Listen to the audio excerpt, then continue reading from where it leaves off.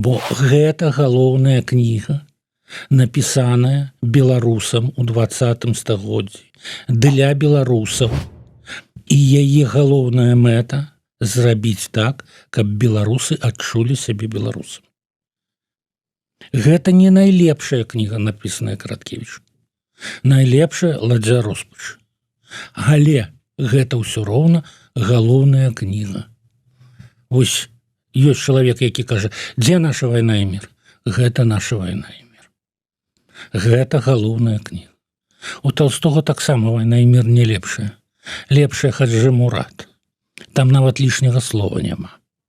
Ён пісаў 20 год. Кніжка пра тое, як маленькі чалавек, так, князькага роду, але маленькі, Алесь Загорскі пачынае асэнсоўваць сябе беларусам. Кніжка пра тое, як ён чуе гэтае ж слова ад Кастуся, свайго сябра, і кажа: ты што, ты таксама беларус? Кастусь толькі усміхаецца, да? Адзін Гаўрыла ў Полацку кажа. Не адзін Гаўрыла.